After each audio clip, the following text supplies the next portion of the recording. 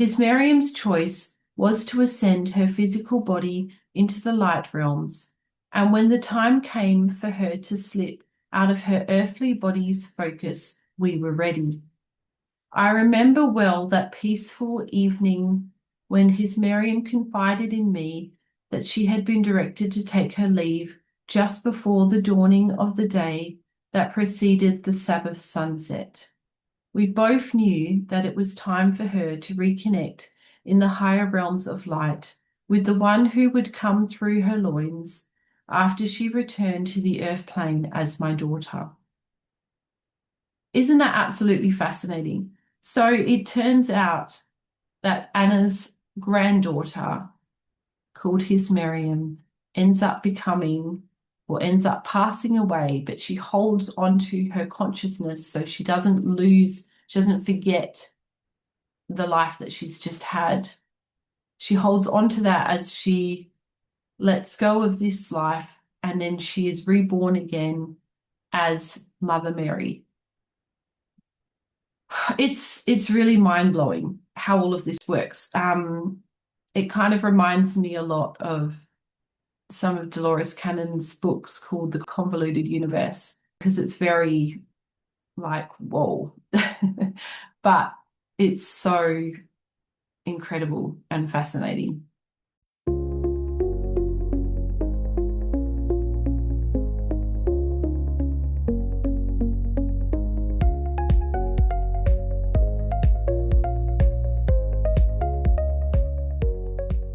Hi, and welcome to Empowered Spirit Healing. My name is Paula, and today we are covering episode 3 of our spiritual book, Anna, the Grandmother of Jesus. This is such a fascinating story, and in the last episode, in episode 2, we covered how Anna traveled to Egypt and went through various different initiations about becoming a high priestess, and how she basically went through these different rites of rejuvenation to keep herself young, because she ends up living to 600 years of age, which is absolutely incredible.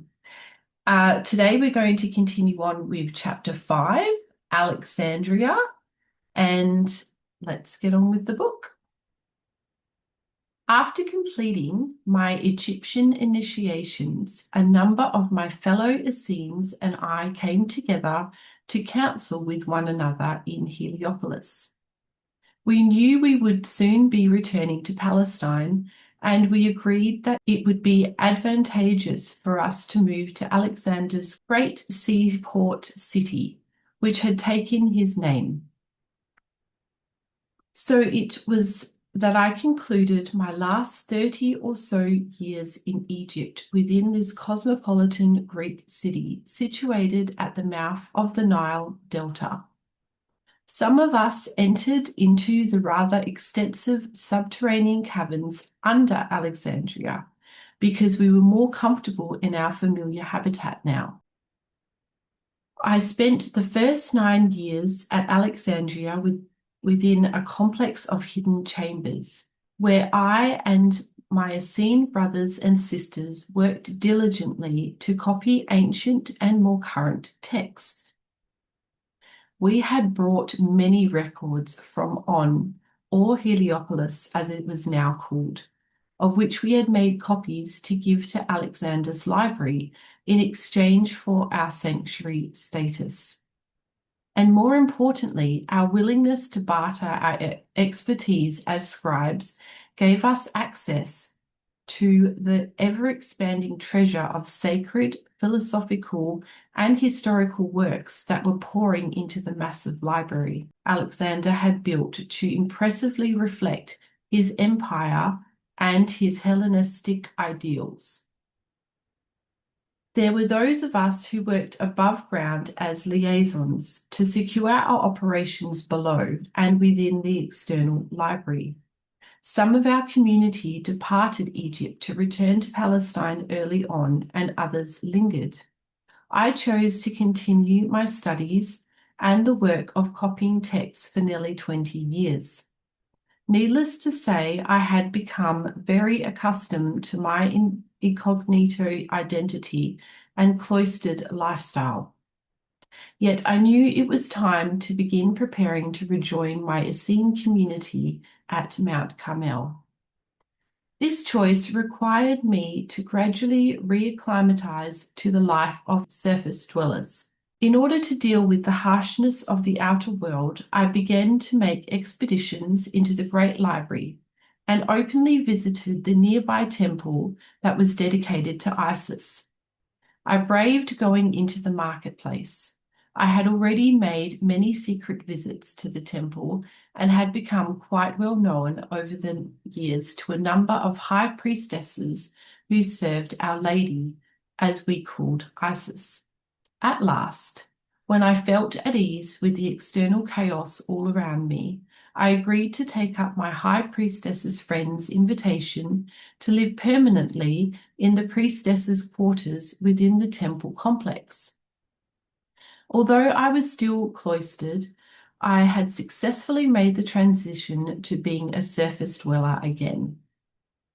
I will also share with you that during my last 100 years spent primarily in Egypt, I also began to make voyages with others of my fellows to Britain, Greece, southern Gaul, and various Mediterranean islands. Most of these journeys occurred during my last years in Alexandria. I found my foreign adventures grandly uplifting and expanding for my soul. I especially enjoyed my sojourn in Britain, which I felt like was an extraordinary homecoming. While I was there, I was adopted by a Celtic chieftain and became one of his daughters, although I was many years his senior. As I gazed into the probable future, I knew I would someday return to Britain's verdant hills and plains. Many years hence, I could see myself making preparations for my physical body to take its eventual rest on Avalon's fair isle. That, however, is for another telling. Let us return to Alexandria and a brief biography of her namesake, Alexander the Great. Alexander of Macedonia was a student of Aristotle who took his initiations in Egypt within the most sacred chambers hidden away from those blind to inner seeing. He was indeed a wise serpent, as initiates of the mysteries were often called, who knew how to lift the fiery serpentine energy up his spine and how to decipher the cryptic codes of the occult world. Alexander sported and gathered to himself the elect, the magi, the soothsayers, the magicians, and the doctors of body, mind, and soul. Long before leaving Egypt for my return to Mount Carmel, I chanced to meet Alexander in a secret council meeting when he was but a youth. Therefore, I looked upon him as a brother, though he was eccentric and was eventually seduced by the glamours of power in later years, when corruption entered his mind through a sickness that is common to those who compromise their souls. That's interesting. Though his years were short, his influence left a mighty legacy. One day, I was making an excursion into the inner city. I looked up and saw Alexander's conquering banner waving above the monumental tomb that had recently been erected in his memory, after he had died at the age of 33.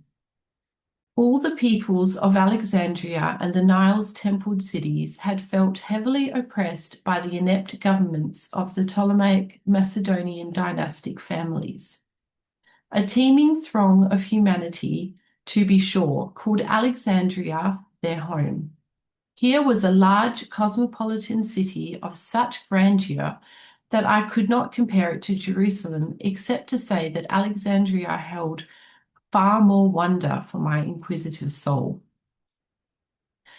Long it had been since I left Jerusalem and heard defilement.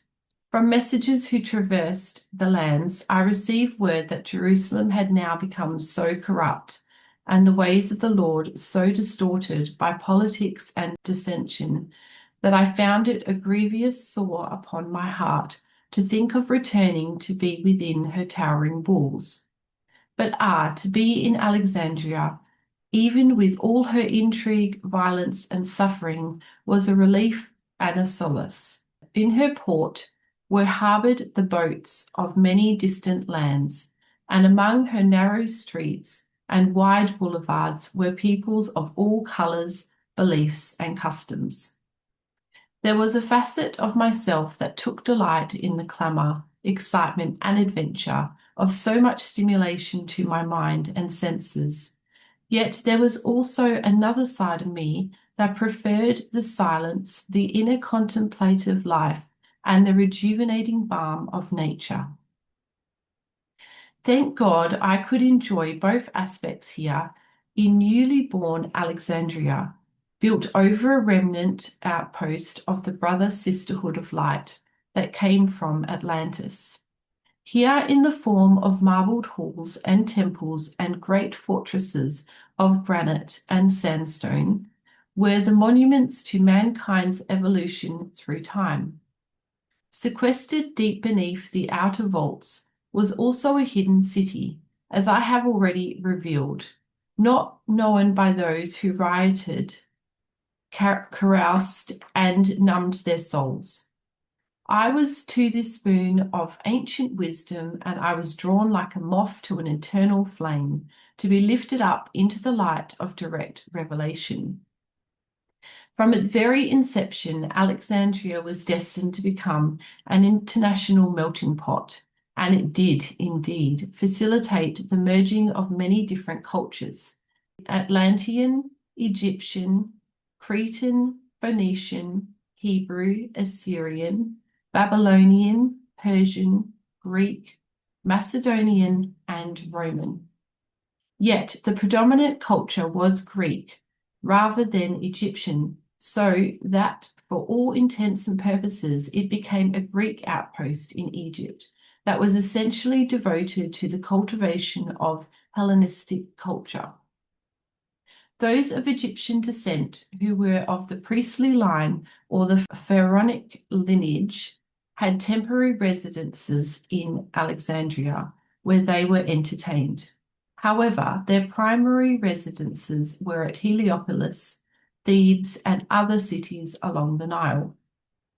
Thus their presence was honoured, but they had little influence upon the political and social environment of Alexandria until the incursion of Rome brought an end to the Ptolemaic dynasty. Cleopatra, who was of Macedonian descent, was allowed to reign as Queen of Egypt from 51 to 30 BC. On the other hand, those Egyptians of the working classes within Alexandria were held in subservience and had little opportunity to raise their social status through intermarriage. The Hebrew population was especially welcomed for a number of years, during which they were accorded privileges comparable to those enjoyed by Greek subjects. However, this policy resulted in such a rapid increase of the Jewish population that they had aroused considerable resentment by the time I made my departure in 207 BC. So it was that during my months before my departure, I began in earnest to finish my library assignments and temple service, and make my farewells. Through the remainder of my days, I would continue to feel Egypt's influence, and in a future time, my story will return to her ancient monuments. When we meet again, my dear friend, we will take up the accumulated treasure of wisdom gathered in Egypt and make our way to my beloved Mount Carmel by the sea. I just find it so fascinating to hear what it was like back then. I mean, we're only getting brief glimpses, but it's just so fascinating. And to know that they were living underground is very, very fascinating. I mean, obviously only certain people were living underground that were initiates, basically. But it's just, yeah, it's really, really fascinating. And to hear what the politics was like and how Jerusalem had become so corrupt And it makes sense when we learn about Jesus' story in the Bible. So it's very, very fascinating. So now we're up to chapter 6, Anna's return to Mount Carmel. Briefly now, let me share with you, my friend, the circumstances surrounding my departure back to the land of my parentage. That is, the parentage of my physical body. For indeed, my true parentage was the mother, father, cosmic birther of all life. Now, in those last days, there was much preparation to be done before we could leave Alexandria. There was a company of us who would travel together, some going to Mount Carmel, others to Jerusalem, and the recently redeveloped Essene community of Qumran near the Salt Sea. 15 of us would be departing together during the season of atonement. Indeed, for us, this return to Palestine was a new beginning. The year was 207 BC, according to your Roman calendar. So it's just interesting to note that the year is 207 BC, and Anna was born in 612 BC. So that means she's already around 400 years old. Wow, that's crazy. Okay, so we had engaged a sailing vessel owned by a Greek seaman who knew something of the brother sisterhood, though he was not one of us. There were 5 women and 10 men who would set sail. Some, like myself, were returning to Palestine. Several had been born in Egypt through the physical birth canal, while 2 were physical immortals like myself. So I'm assuming she must mean that they were walk-ins, as like she is. These came along on the journey so as to enter into Palestine as members of our party, not calling undue attention to themselves. Mark and Thomas were the aliases they used, and their initial destination was Persia. Then they would go on to India and the Himalayas to meet at the conclaves of adepts and masters. There they would deliver manuscripts, give reports, and receive instructions and materials to be brought back to the mystery schools along the way. All of us were adepts of a high order with specific work to do to prepare the way for the coming of the teacher of righteousness, he who was prophesied as the Messiah. We gathered the records we had translated, which had been one of our primary purposes for coming to Egypt. These were placed in cedar boxes, glazed earthen jars, and hermetically sealed metal containers. Our activity was almost feverish in the sense that we had felt compelled to bring these records out of the underground vaults in as short a time and as inconspicuously as possible to the surface dwellers of Alexandria. Oh my goodness, just imagine. I think if I was back at that time, I would love to be a scribe, because just reading all of that content, writing out all of that information and having all of that knowledge, how fascinating. There was much unrest among the populace, and those who were of Hebrew blood were suspect. We desired few, if any, to observe our departure with our treasure. As I've already explained, long before the city of Alexandria was built over and around it, the seaside village of Rakotis, overlooking the Isle of Pharaohs, had been used as a port through which the brother sisterhood had passed to and from distant lands across the Great Sea. Fortunately, we had access to ancient underground passages that took us directly to the wharf. And so within several days, we brought many freight boxes to the storehouse, from which they were then loaded onto our hired ship, along with our provisions. Our plan was to set sail on the night of the full moon, when the city was in slumber. I had already said my farewells to my beloved friends and relatives, knowing well that I would return to Egypt whenever necessary. through the power of my will, to bilocate, to carry on my esoteric work. So I believe when she's saying bilocate, she is meaning that she's basically like transporting herself in like a magical Harry Potter kind of way. Most difficult it was to say goodbye to the descendants of my beloved daughter Oriana, she who had been born when I first merged with Hannah long ago.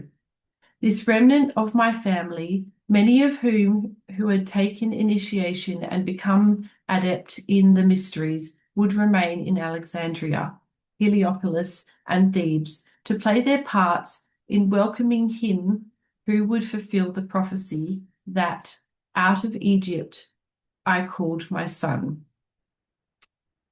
which I believe she's referring to Jesus. Only one of these, my great-granddaughter Hismariam, came with me. She was one of the first of my many descendants to be born in Egypt. And of these, she was one of the few who eventually mastered the secret of perpetual youth. Of her, I shall have more to say later on. The destined hour of our departure finally arrived. The great Pharaoh's lighthouse cast forth its golden rays through thin veils of fog, and the full moon lit our way as we watched Alexandria's beacon slip into the mist. Our passage was unhindered as the winds and natural current provided adequate trust to our movement across the Great Sea.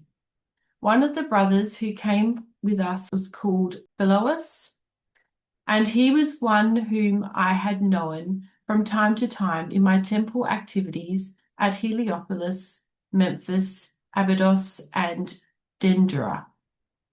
He had been a disciple of Socrates and had witnessed his trial and execution in 399 BC. For those who know the truth, Socrates passed through that dark night to become one who was available to initiates on higher planes. He knew the way to resurrection and had passed the test. Philoas warmed my heart with his robust presence and uncanny knack of foreknowing. He played the flute and lyre, lifting our spirits as we sailed. Indeed, I felt a deep connection with this brother, though there was no desire to consummate our heartfelt longing through our loins. To be close, hand in hand, was enough celebration of the life force to fulfill us. It had been a very long time since I last was taken to a man's warm bed.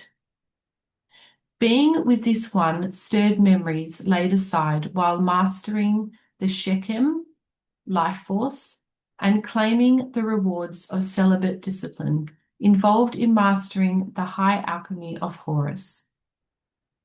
Occasionally, I had participated as a high priestess in the enactment of the light conception of Horus in order to learn the sexual energy practices of Isis with a partner.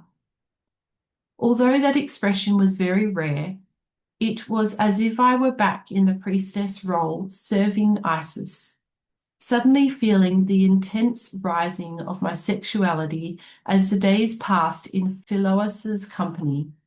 Surely Philoas was opening me to look into my as yet unknown future. Perhaps a mate was forthcoming. Reading my thoughts, Philoas chose to remain silent and become somewhat aloof. Alas, as my life's path unfolded, it would be many more years before I was called to stand with another beneath the canopy of marriage. So you see, my friend, I, like you, have sexual urges and the desire for companionship. I too know well the stirrings within flesh to open myself to love's full tide and to fill my womb with the seed of man, remove the sting of bareness, and bring forth the fruit of progeny. We landed at the port of Ptolemais, just 10 miles north of Mount Carmel. In ancient Phoenicia, this port had been known as Akko, and in your present land of Israel, it is once again known by its original name. Awaiting us were a group of Ptolemy's soldiers and a tax collector. Also there to meet us was a welcoming party from Mount Carmel, including a young initiate and priest by the name of Matthias, about whom I shall have more to say later on. Fortunately for us, we had papers from the governor of Alexandria, sealed by his own hand.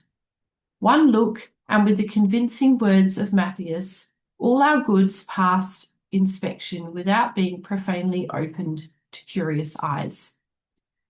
We gladly paid Ptolemy his tax. Our preparation was paying off, not that a bribe was involved. It was a time when knowing how to ingratiate oneself with the powers of the land was necessary to accomplish our work among humanity. At times such as this, those who knew how to wield influence through wit, logic, and Hellenistic connections could overcome political obstacles. To meet any circumstance that required diplomacy, members of the brother sisterhood were specifically trained to open doors that would otherwise remain shut. Wow, how interesting. From Carmel, Matthias had brought wagons pulled by oxen and donkeys. Our entourage and precious freight trekked slowly southward from Ptolemais past tilled sod to the rocky precipice lovingly called Mount Carmel, or Fruitful Garden. Moving inland, we made our way across the cultivated land that you presently called Haifa. Then, pitching and lurching, we wound our way ever upward over the rough-hewn, stone-paved highway.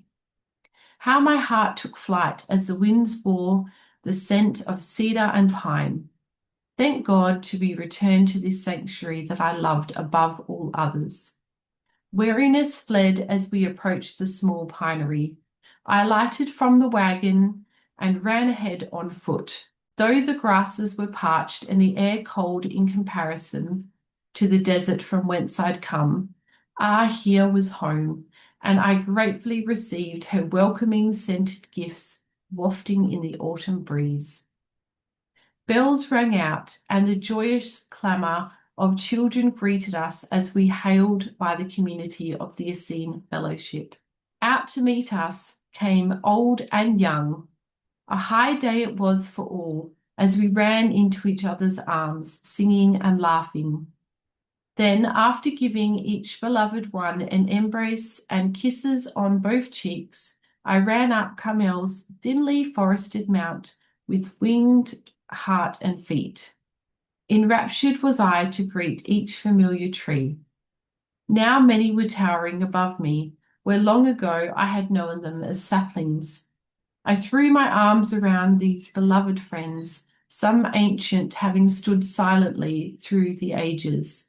Some had departed, taken to build edifices far away or to add to the monastery. I released them to their mutually agreed purpose to assist humanity. Children pulled at my skirt while I was thus engaged in my reverie, returning me to the path that led to Samuel's sanctuary and my old room within the quarters of the scribes. So it was that I, Anna, returned to my beloved Carmel in the year 207 BC after my 303-year-long sojourn in Egypt. Wow, so she basically had been around for about 100 years before she went to Egypt, and then she was in Egypt for 303 years, doing various different initiations. Wow. How oft I had reminisced of her beauty and wide open spaces, her towering trees, fresh breezes, and those precious beings who lived within her sanctuary of peace. Long had been the time since bringing all my focused energy and presence here to this sacred place. Now that I had returned, what lay ahead? To be sure, it was a mystery, yet there was also a knowing that the drama to unfold, for which I had prepared my soul for millennia, was at hand. Coming to myself, I ordered the affairs of my life to bend to the will of my higher mind. And so it was that I began the next phase of my long life to fulfill the great desire of my heart, which was to bring forth those characters who would support the coming of the High King, born of the lineage of David.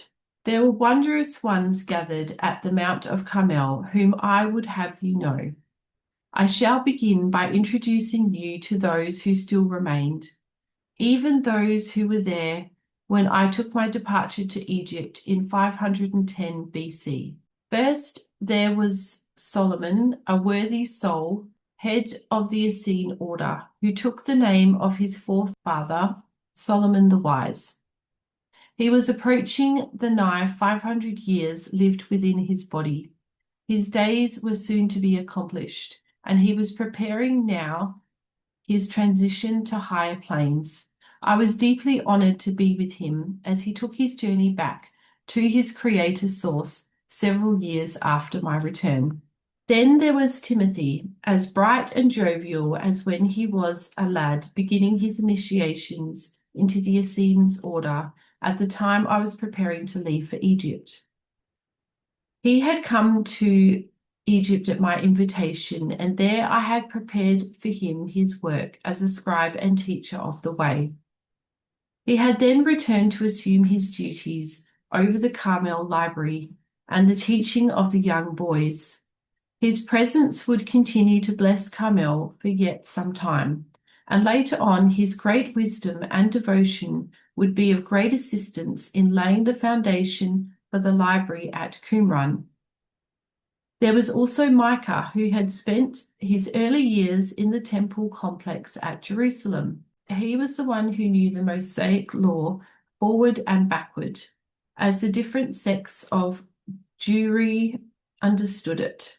He was also well versed in a portion of the original records that dated back to Moses and Akhenaten, which were secreted away in the vaults below the Temple of Solomon, where a remnant of the brother sisterhood remained as its secret custodians. He observed and bore witness to the truth within the higher law whenever the opportunity arose to share his wisdom. He was grateful to be free from the intrigue and turmoil of Jerusalem in exchange for the simple, carefree life upon Mount Carmel. Micah had escaped with several of his Essene brothers when Jerusalem was besieged in 587 BC during the reign of Zedekiah.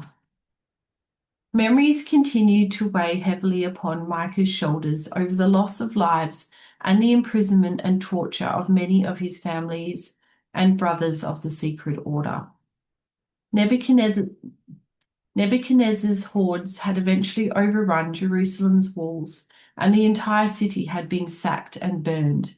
Micah too had suffered injury. His limbs were broken and brutally crushed. Consequently, though, he was an adept who had the power to heal. He walked with the aid of crutches through his many years.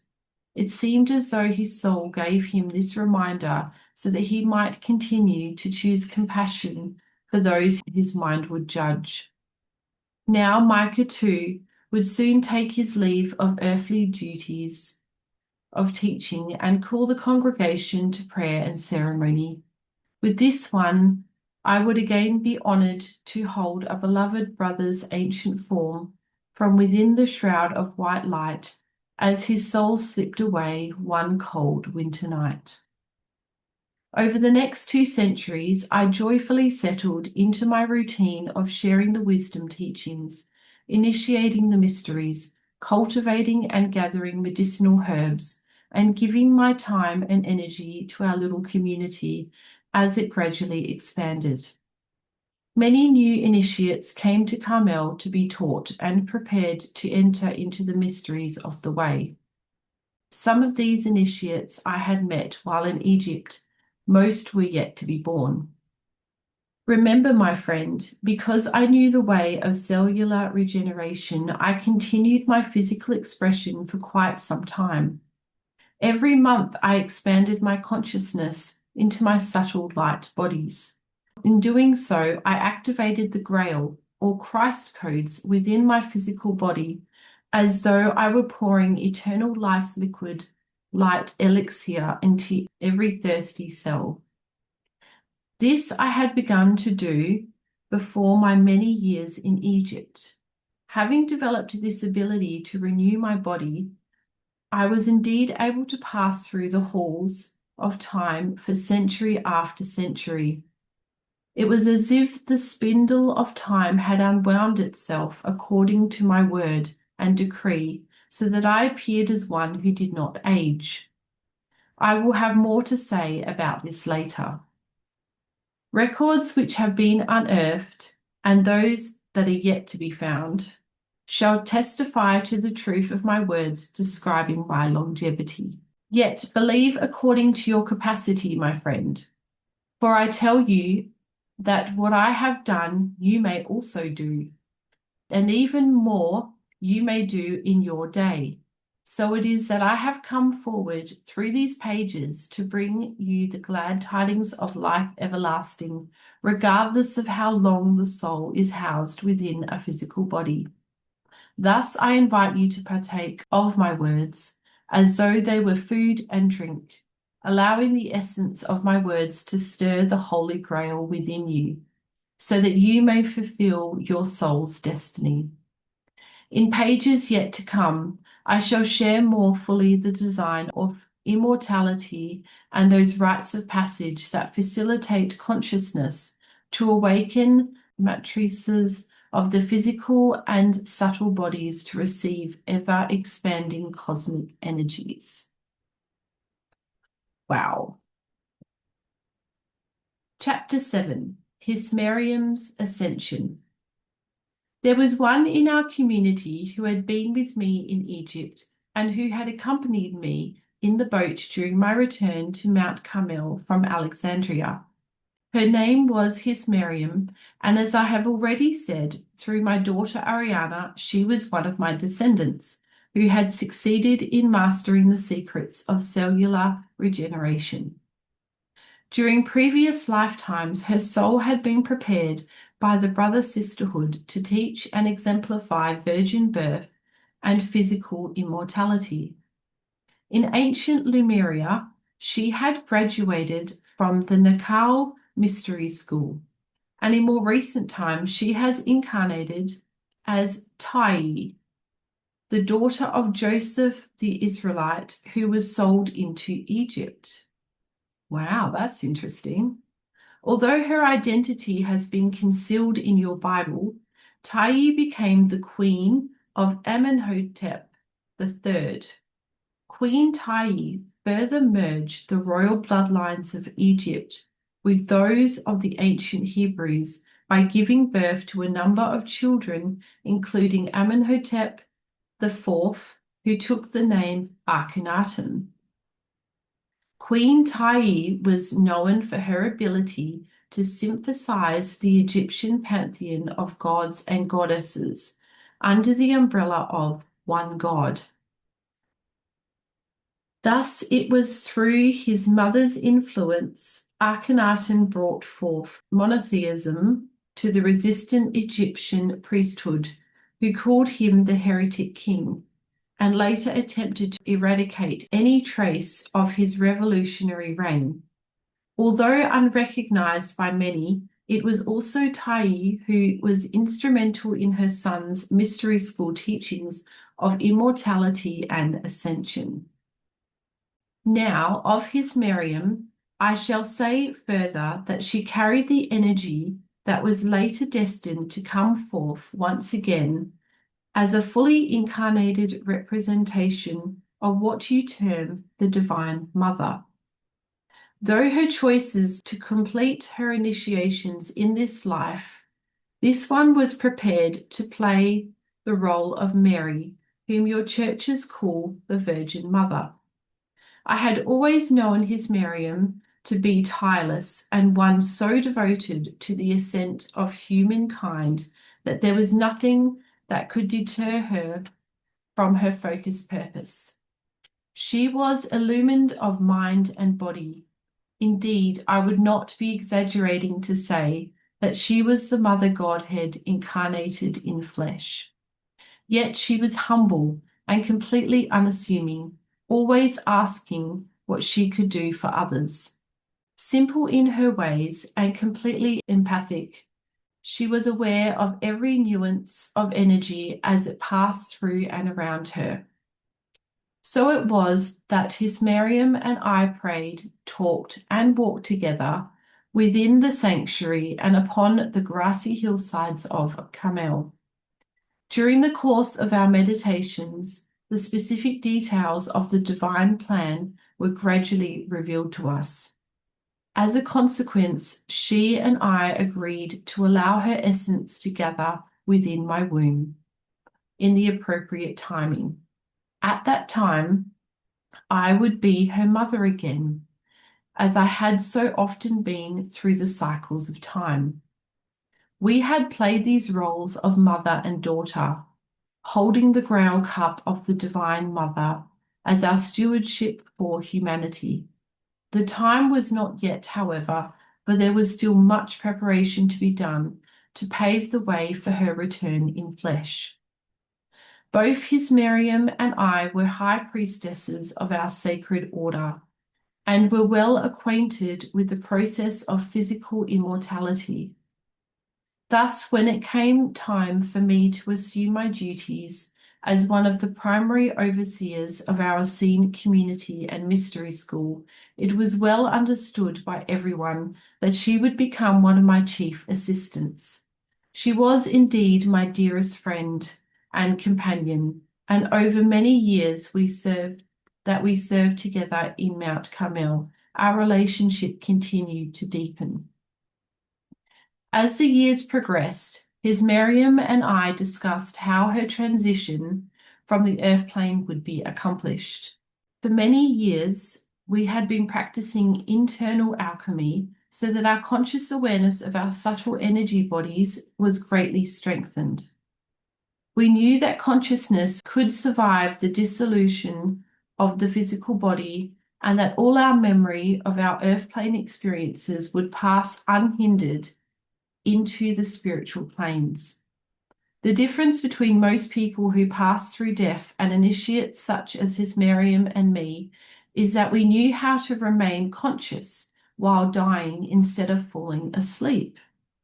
We also knew processes that gave us the option of choosing either lay our gross physical body down or ascend our physical bodies into a higher dimension. Either way, we were in service to life. If the choice was to consciously slip our light body out of the physical focus, the physical elements that were left behind were charged with higher states of ascended consciousness. Our interred bodies would continue to radiate benevolent blessings into the Earth Mother to assist her eventual ascension. If the choice was to ascend our physical bodies, we could increase the frequency of the physical elements in such a way that we disappeared from the earth plane, thus ascending the physical elements of the earth to the other side of the veil. The idea of consciously passing through death was not to remain identified with a body. We knew we were much more than a body. Our desire was to expand consciousness in such a way as to exemplify the humanity that life is eternal, and that all who chose to proclaim union in God can rise beyond the limiting belief of being imprisoned in flesh.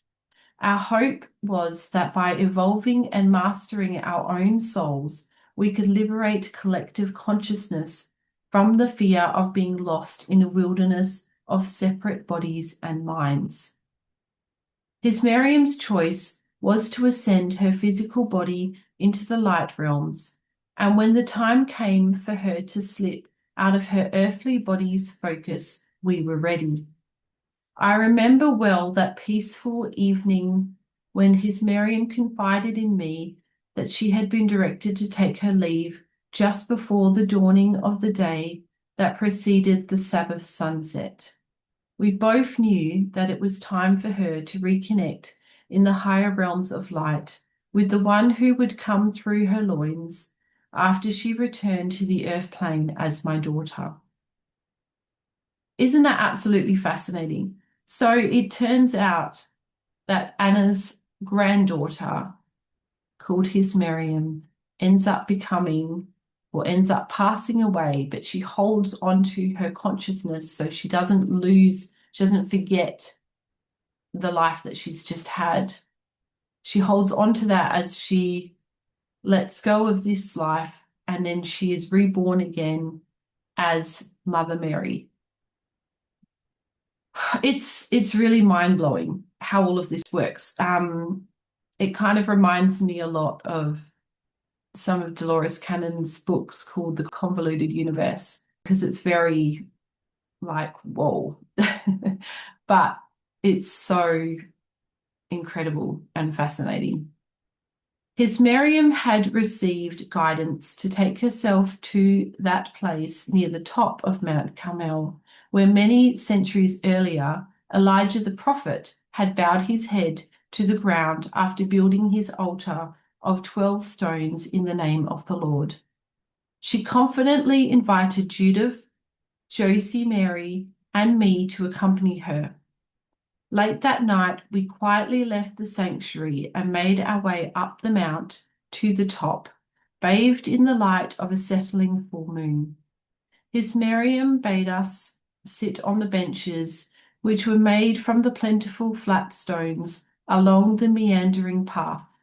Judith took her position on a lower bench, and Josie Mary found her place a little further on. Then, not far from the crest of the mount, I was invited to sit and pray. I continued to watch Hismariam as she made her way to the very top. The wind gathered her skirts and shawl and whipped them around her small, slender body. As she disappeared from my view, tendrils of her long black hair caught the breeze, and the fragrance of roses and lilies permeated the air.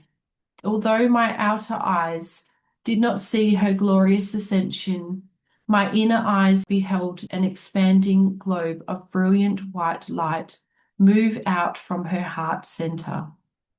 I felt the very molecules of her body quicken and restructure into a much more refined form as she merged with a spiraling light.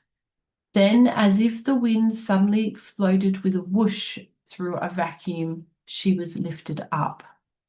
The three of us remained in our places until the first glimmer of easterly light began to gather. Then, hearing an inner signal, we all stood up simultaneously and walked to the place where Hismariam had taken her ascension. There we wept in joyous exultation, praising the Father, Mother of all life. Deep within our hearts, we knew that we had not lost our beloved sister, but had gained a witness to the highest truth, that no matter what we are called upon to do on this earth plane, life is eternal. And we also knew that when our time came, we each in our own way would follow the ascending footsteps of our beloved friend. Well, I have to say that's quite a pleasant way to pass on from this life. Absolutely fascinating, but a very pleasant way. At least there's no pain or suffering.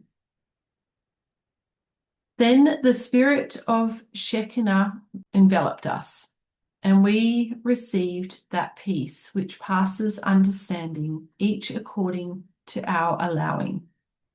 Thus the witness of the Holy Spirit penetrated us with deep peace and direct revelation, so that we could understand the roles that we had agreed with the councils of light to play before we were born. And I totally believe that. I totally believe that we choose our life, and we choose a lot of a blueprint of what we want to accomplish in this life. We choose our family and what lessons we want to learn. I do believe that there's free will in that, and we can alter that when we're down here, but I believe that we do have a basic blueprint that we follow. So it's good to hear that confirmed here. Thus we further conceived in our breasts the light of Christ, which prepared us to receive Hismariam when she would later return to be the mother of the Son of Man. The sun had risen well above the horizon as we gently gathered up Hismariam's white, hand-spun linen robes that lay neatly folded where she had sat.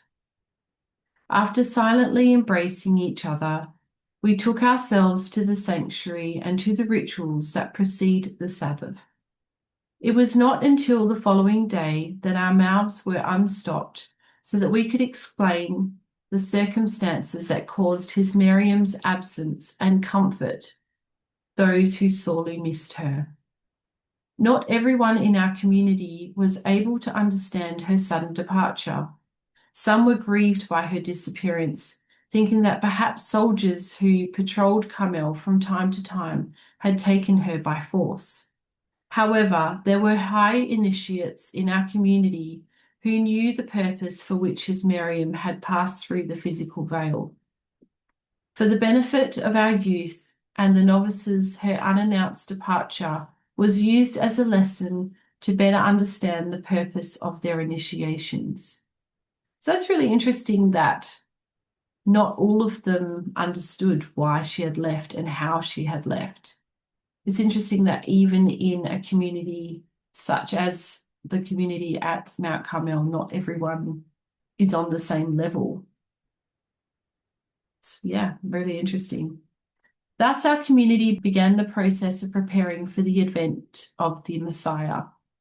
I knew in my heart this was only the first of many signs that would help our people gradually wake up to a growing internal awareness that the time of his coming was nigh. And what was the experience of those rejoicing beings on the other side of the veil, welcoming Hismariam's return into the light? As I looked with my inner eyes, I saw legions of angels gathering her into their arms. Ever so gently, they touched her with their healing energy as she continued to joyfully spiral upward through the dimensional corridors. Pausing along the way to greet many hosts of beings, Hismariam joined a triumphal chorus until she stood face to face with the Radiant One, who would be born into the earth plane through her loins. I saw these two embrace one another, and then they passed through a portal of great light. Although their humanoid forms did not pass across the threshold, I knew from my own experiences that their consciousness was still intact. As I inwardly experienced them standing before councils of light to give their report, to receive counsel, and to begin the next level of preparation for the coming enactment of the Christ mysteries, I also felt a greater aspect of my consciousness was joining them in the meeting. Once again, there would be an opportunity for us to gather our wisdom across all time and to bring our energy together to assist humanity and planet Earth to have the same experience Hismariam had so magnificently demonstrated. Now that you have read my account of Hismariam's ascension, I would invite you to turn inward and to contemplate your own life, lest you believe that the ascension into Christ's consciousness is only for one such as Hismariam. Have you not noticed the time it takes between your thinking something and its manifestation is far less than it used to be? Are you also witnessing that when your thoughts are accompanied by deep feeling, how much faster your desires or fears come into your physical reality?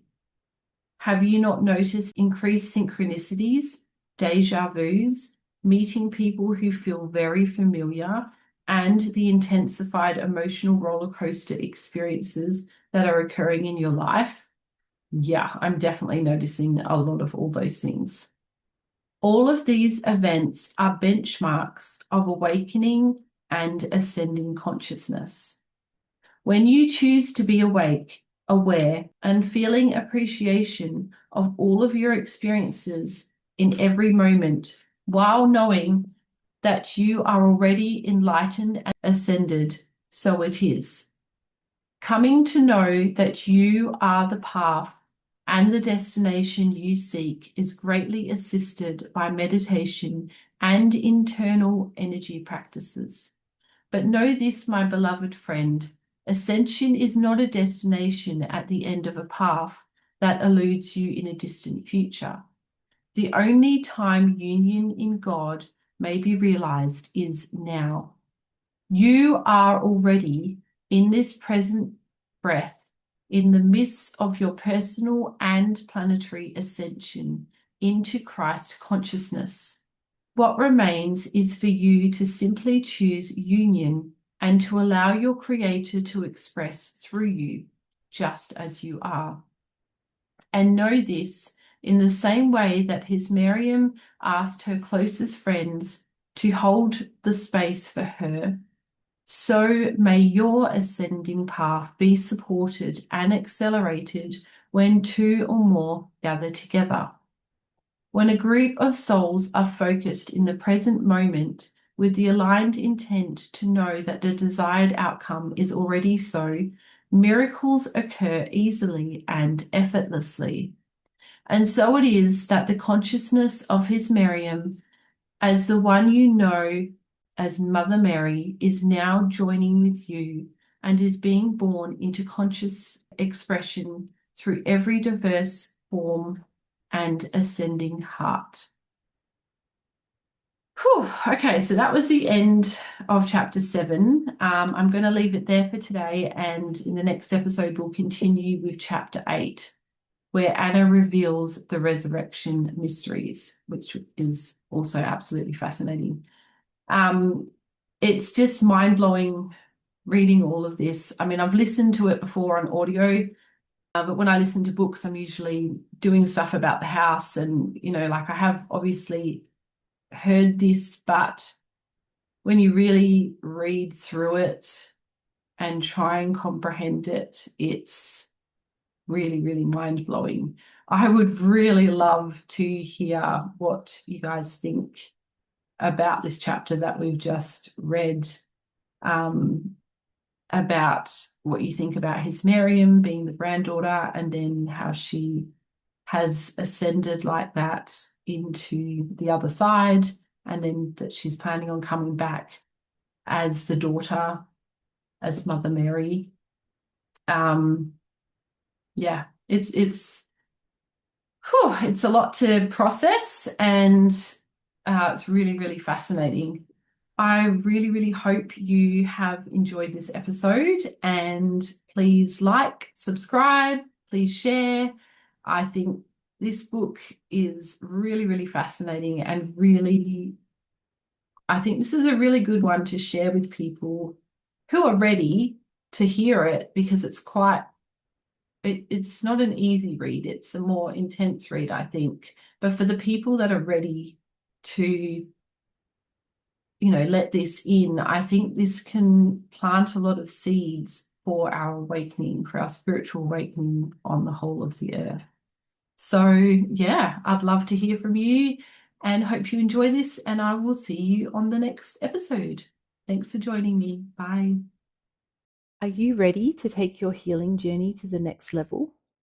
At Fusion Body Studio, we believe that spirituality starts in the body, and that exercise is the foundation of true spiritual growth and healing. We take the ancient spiritual teachings of the East and we fuse them with modern day movement classes, so you can experience strength, balance, and transformation, all from the comfort of your own home. Right now, you can get access to a growing library of exercise classes, post-workout meditations, hypnotic recordings, and spiritual workshops.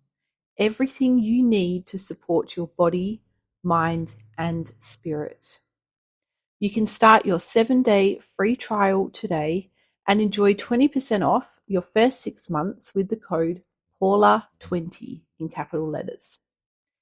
It's time to transform your body and empower your life. with Fusion Body Studio, your online fitness boutique.